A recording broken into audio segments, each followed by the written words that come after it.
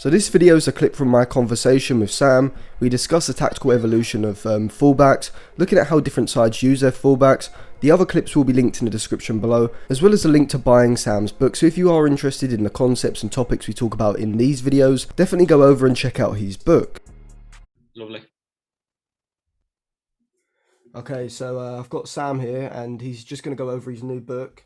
If you want a copy of his book after this video, I'll leave it linked in the description, so just go down there and check it out. But I'll let Sam carry on now and show you the presentation.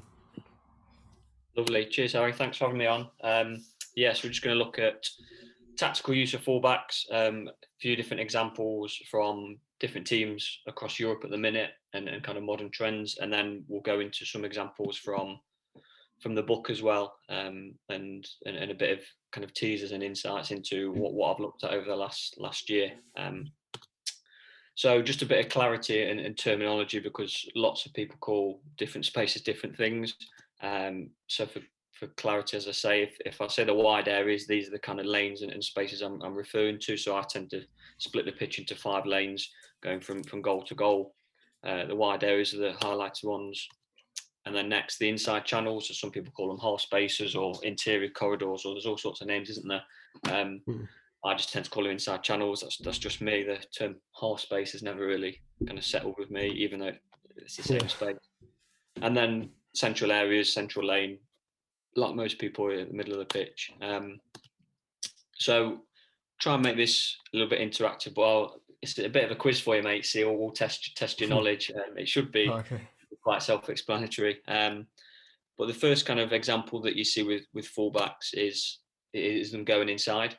So obviously straight away it gives you that overload in central areas during build up. It allows you to go to a back 3 if you need to. If some teams, when they're facing a front 2, they might want to not use 4 in the build up in the back line and just go to 3. So pushing one fullback forward, it gives you that 3 straight away.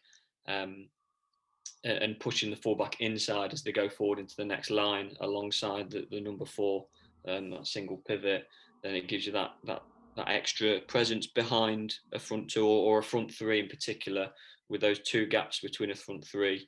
The number 3 and number 4 there are absolutely ideal to bounce through, and as long as you've got width as well, you should be able to play your way out. Obviously with that, then it can help push the 9, drop the 9 in. It can help push the 10s and the 8s forwards, and it still gives you that overload structure in the middle.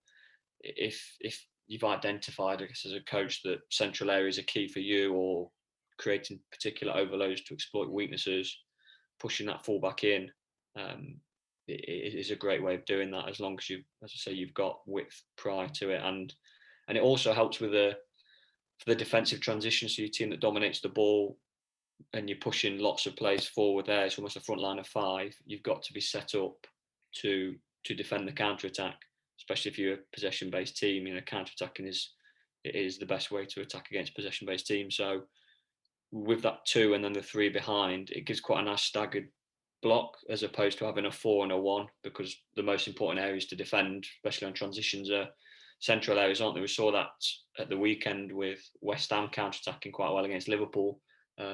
The Antonio and West Ham in particular work really well on that transition, and I speak about that in the book actually, on their attacking transitions. So if we look, is there any way I can get rid of this, just because it's blocking let me get rid of that. There we go. Can you now see both pictures better? Yeah, I can see it fine, yeah. Lovely, just because I was worried it might block the screen. So we just spoke about the pitch on the left and the pitch on the right, with the fullback going in and maybe not going all the way in, and the 4 offsetting a little bit. What you can get is that pass from the centre back, the 5, straight to the 7, skipping across the fullback when you're switching the play. Because the more passes you make when you switch the play, it obviously takes longer. And the whole point of switching the play is to exploit the opposite side of the pitch and play around, because you've brought the team over one way, send them over to the other side. And with that winger dropping out a little bit and even coming towards the ball a bit, you make that nice little pocket for that 8 run. Or sometimes you see the fullback underlapping instead of going around and joining in the front line that way. So I guess you'd imagine, do you know who this team is? Man City, Yeah, is it?